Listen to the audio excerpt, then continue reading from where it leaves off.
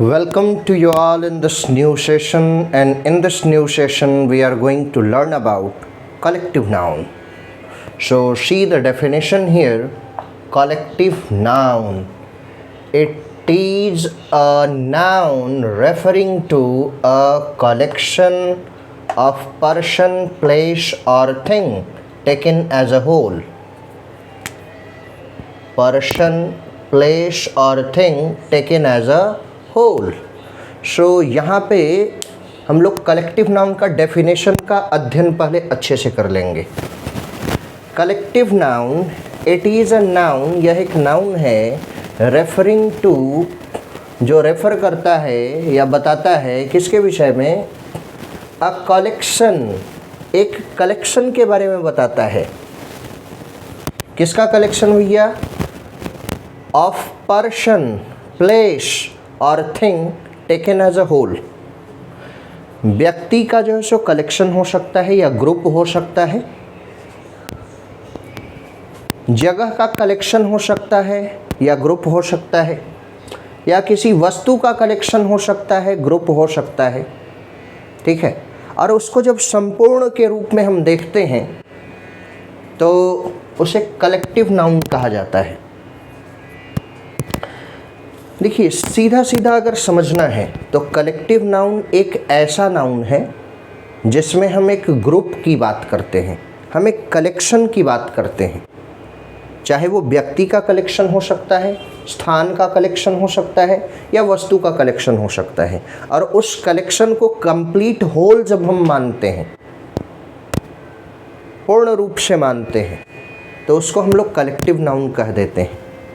ठीक है. उम्मीद है आप लोगों को कलेक्टिव नाउन का डेफिनेशन समझ में आया होगा. अब देखिए, कलेक्टिव नाउन को जनरली ग्रामर में जब आप ढूंढिएगा तो वहाँ पे आपको नहीं मिलेगा, लेकिन मुझे किसी शिक्षक ने पढ़ाया था कि कलेक्टिव नाउन जो होता है उसको 3 प्रकार से हम लोग जो है सो डिवाइड करते हैं, और उसी के विषय में हम अभी चर्चा करने वाले हैं. When you divide collective noun, it can be divided into 3 different groups. First group named as generalizing, second group as group collective noun, and third one as distributive collective noun. ठीक है. पहला जो है वो है generalizing collective noun. generalizing collective noun के example कुछ यहाँ लिखे हुए हैं. फर्नीचर है, लगेज है, ज्वेलरी है. ठीक है. इन एग्जाम्पल को देख करके आप पहले समझने का प्रयास कीजिए, बहुत बढ़िया से, एकदम अच्छे तरीके से क्लियर हो जाएगा. ठीक है, कि 3 प्रकार का क्या क्या हो सकता है. देखिए, जनरलाइजिंग कलेक्टिव नाउन जो होता है वो एक ऐसा कलेक्टिव नाउन है जो अलग अलग प्रकार के सदस्यों से मिलकर के बना होता है. ठीक है. यानी कि अगर इसके विषय में हम चर्चा करें, जनरलाइजिंग कलेक्टिव नाउन के बारे में, तो लिखा जा सकता है मेड ऑफ डिफरेंट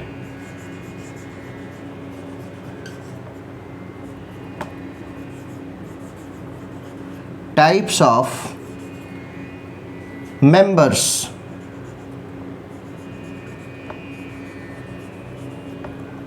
यानी कि जनरलाइजिंग कलेक्टिव नाउन जो होता है उसमें जो मेंबर्स होते हैं वो अलग अलग प्रकार के होते हैं. As for example, if you talk about furniture, then furniture is not about chair only, furniture is not about bench और desk only. Actually furniture is a collection of many things, जिसमें बहुत सारी चीज़ें आ सकती है. आपका चेयर आ सकता है, आपका सोफ़ा आ सकता है, आपका डाइनिंग टेबल आ सकता है. ये सारे चीज़ों का कलेक्शन जब एक साथ मिलता है तब जाकर के फर्नीचर बनता है. यानी फर्नीचर अकेले सोफ़े से नहीं बन सकता, फर्नीचर अकेले डाइनिंग टेबल से भी नहीं बन सकता, फर्नीचर अकेले चेयर से भी नहीं बन सकता. यानी कि फर्नीचर बनाने के लिए डिफरेंट टाइप ऑफ मेंबर्स का प्रयोग होता है. अब वो डिफरेंट टाइप ऑफ मेंबर्स जब एक साथ मिलते हैं, जमा होते हैं, that is furniture. If you talk about jewellery, तो ज्वेलरी का मतलब ये बिल्कुल नहीं होता कि सिर्फ गले का हार। ज्वेलरी का मतलब ये भी नहीं होता कि सिर्फ कान वाला या फिर नाक वाला। ठीक है, ज्वेलरी के विषय में जब हम बात करते हैं तो ये सारे चीज़ों का कलेक्शन है। ठीक है, ईयरिंग्स हो गया, नोज पिन हो गया, ठीक है, नेकलेस हो गया, हाथ में पहनने के लिए रिंग हो गया, और भी बहुत सारी चीज़ें हैं। ठीक है, इन सारे चीज़ों का जो कलेक्शन होता है दैट इज ज्वेलरी। यानी कि generalising collective noun is that kind of noun which is made of different type of members. यानी कि जनरलाइजिंग कलेक्टिव नाउन के बारे में हम जब बात करते हैं तो वो अलग अलग प्रकार के मेंबर्स से मिलकर के बनता है। As for example, if you talk about luggage, luggage का मतलब ये बिल्कुल भी नहीं है कि 2 शर्ट हमने रख लिया दैट इज लगेज। नहीं, लगेज में बहुत सारी चीज़ें हो सकती है। हो सकता है कि हम बिछावन रख लें, हो सकता है कि हम टॉवेल रख लें, हो सकता है कि हम ब्रश, जीवी, कोलगेट ये सब रख लें। तो ये सारी चीज़ों का कलेक्शन जब हम रखते हैं दैट इज लगेज। तो if we say the first member generalising collective noun,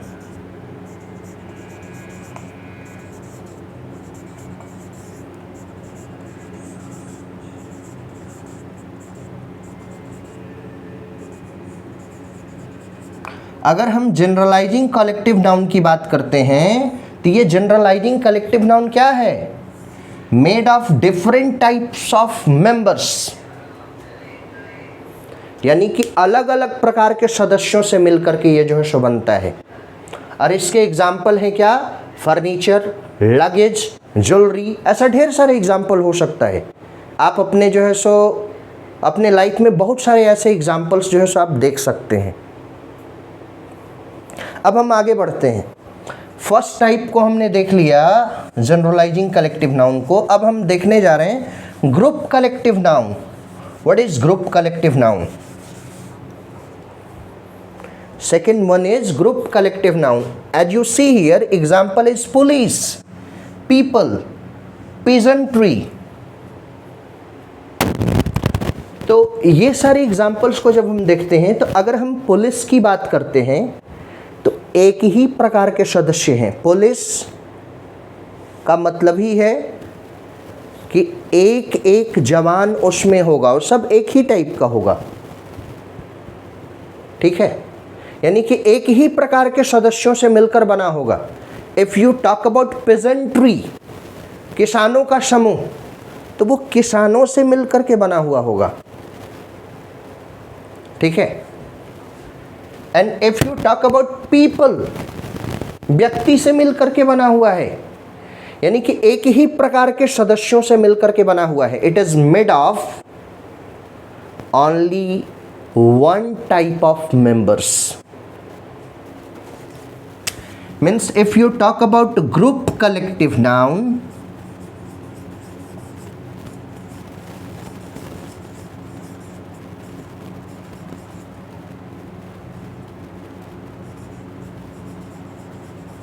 group collective noun, then it is made of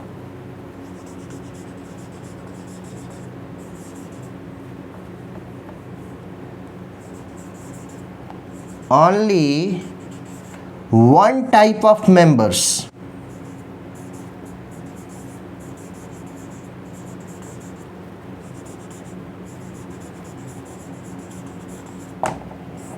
Okay, तो फर्स्ट था जनरलाइजिंग कलेक्टिव नाउन, सेकंड था ग्रुप कलेक्टिव नाउन। तो ग्रुप कलेक्टिव नाउन जो होता है वो एक ही प्रकार के सदस्यों से मिलकर बना होता है, एक से अधिक प्रकार के सदस्यों से मिलकर के ये बना हुआ नहीं होता है। ठीक है, इसीलिए यहाँ पे जो एग्जाम्पल आप देख रहे हैं, पुलिस, पीपल एंड पेजेंट्री, ठीक है, ये 3 एग्जाम्पल सिर्फ हमने दिए हैं, और भी ढेर सारे एग्जाम्पल आपको देखने के लिए मिल सकते हैं। ठीक है, ये होता क्या है अब समझ लीजिए। अब ये दोनों में थोड़ा सा डिफरेंस है। If you talk about the difference between these two, between generalizing collective noun and group collective noun, then here generalizing collective noun is singular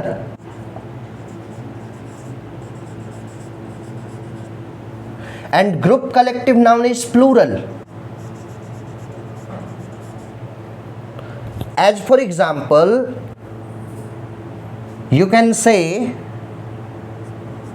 furniture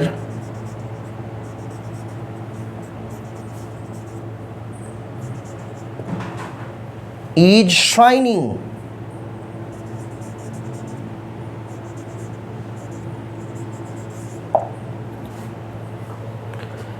furniture is shining, यानी फर्नीचर जो है से क्या कर रहा है, चमक रहा है।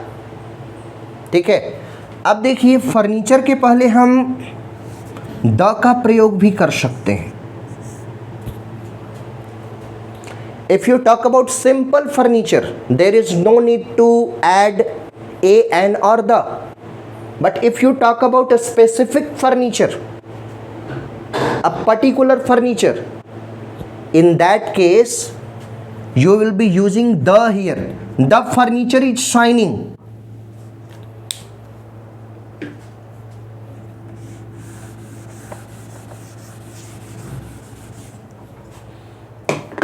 In the same way, group collective noun, it is plural.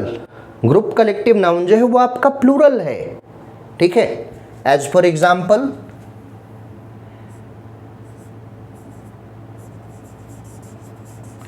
people are waiting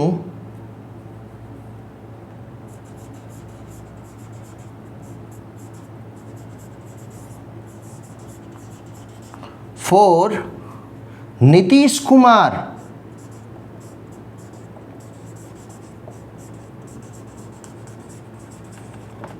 people are waiting for Nitish Kumar. People, यहां पे पीपल जो है वो क्या है, ग्रुप कलेक्टिव नाउन है। People is a group collective noun.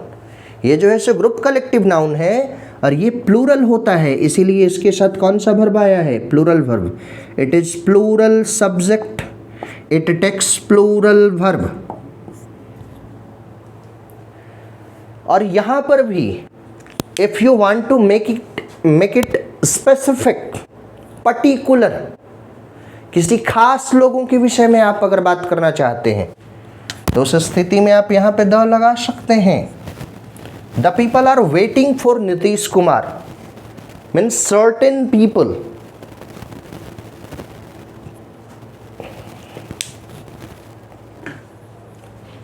अब आपके मन में सवाल उठ रहा होगा कि सर ये तीसरा क्या है। You talked about generalizing collective noun, then group collective noun, then what is distributive collective noun? देखिए डिस्ट्रीब्यूटिव कलेक्टिव नाउन जो है ये भी ग्रुप कलेक्टिव नाउन ही है। और जब ग्रुप कलेक्टिव नाउन कभी तो सिंगुलर हो जाता है और कभी प्लूरल हो जाता है, कभी एक की तरह वर्क करता है, कभी अनेक की तरह वर्क करता है। तो उस स्थिति में इसी ग्रुप कलेक्टिव नाउन को हम डिस्ट्रीब्यूटिव कलेक्टिव नाउन कह देते हैं। ठीक है, यानी कि ये जो डिस्ट्रीब्यूटिव कलेक्टिव नाउन है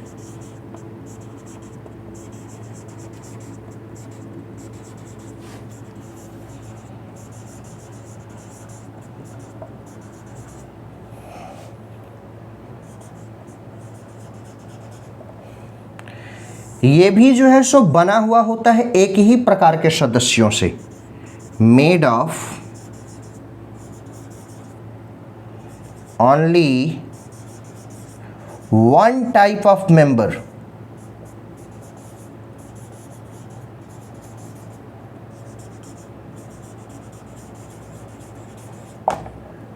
ये बना होता है सिर्फ एक ही प्रकार के सदस्यों से। लेकिन कभी तो ये सिंगुलर हो जाता है और कभी यही जो होता है वो प्लूरल हो जाता है। ठीक है, जैसे हम बात करते हैं जूरी या फिर कमिटी या फिर पार्लियामेंट। अगर आप पार्लियामेंट का सेशन देखेंगे तो कभी कभार ऐसी स्थिति आती है कि सारे मेंबर्स ऑफ पार्लियामेंट जो होते हैं उनका ओपिनियन सेम हो जाता है। जैसे अभी अगर युद्ध की स्थिति बने तो युद्ध की स्थिति में जो है सो जितने भी पार्लियामेंट के मेंबर हैं वो सारे के सारे एक लय में बात करेंगे और सारे के सारे लोग देश के साथ खड़ा हो बैठेंगे। ठीक है, यानी सबका ओपिनियन वहां पर क्या होगा, एक होगा। In that case the word parliament will be singular. Parliament is unanimous in its opinion. ठीक है, तो यही डिस्ट्रीब्यूटिव कलेक्टिव नाउन का एग्जाम्पल है। एक है जूरी, एक है कमिटी, एक है पार्लियामेंट। ठीक है, तो ये यूनानिमस हो सकता है या फिर डिफरेंट इन ओपिनियन हो सकता है। तो यहाँ पे देखिए हम यूनानिमस लिख दिए हैं पहले से ही। यूनानिमस का मतलब होता है सेम इन ओपिनियन। ठीक है, अगर ओपिनियन सेम है, सबका ओपिनियन एक ही है, दैट इज कॉल्ड यूनानिमस। ठीक है, तो ये यहाँ पे देखेंगे कि अगर जूरी जो है यूनानिमस होगा, in that case their opinion will be same. जैसे आप देखते होंगे डांस इंडिया डांस या फिर जो है सो सारेगामापा अगर देखते होंगे तो कभी कभार क्या होता है कि कोई व्यक्ति आता है, परफॉर्म करता है और उसके परफॉर्मेंस से जजेस जो है सो खुश होते हैं और उन जजेस के द्वारा जो है किसी के द्वारा 10 आउट ऑफ 10 मार्क्स दिया जाता है, किसी के द्वारा 9 आउट ऑफ 10 दिया जाता है और किसी के द्वारा 8 आउट ऑफ 10 दिया जाता है, क्योंकि वहाँ पर सबका ओपिनियन अलग अलग होता है। लेकिन किसी का परफॉर्मेंस ऐसा होता है कि सबका 10 आउट ऑफ 10 होता है। सारे जजेस जो वहाँ बैठे होते हैं सबका ओपिनियन एक ही होता है, सब कहते हैं yes 10 out of 10, second one also 10 out of 10, तीसरा जो होगा वो भी कहेगा 10 आउट ऑफ 10। वहाँ पे सबका ओपिनियन क्या है, सेम है। It means in distributive collective noun if all the members have same opinion, means if all the members are unanimous, if they have same opinion, in that case the group will be called singular। वो जो group होगा, वो जो collective noun होगा, that will be singular because opinion is equal, opinion is same in that case। तो जब unanimous होंगे तो उस स्थिति में यही जूरी, यही कमिटी और यही parliament that will be singular. तो यहाँ पे लिखेंगे जूरी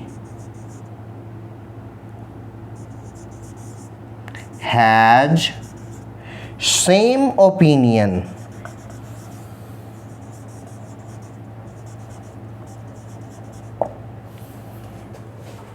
और वही अगर डिफरेंट इन ओपिनियन हुए तो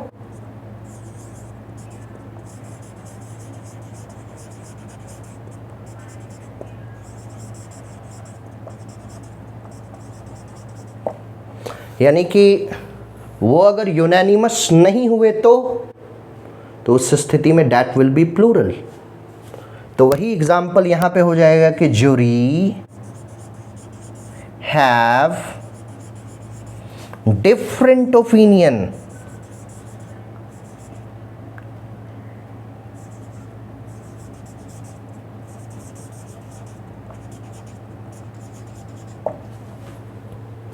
यहाँ पे jury has same opinion, here jury is singular subject, has is singular verb। why?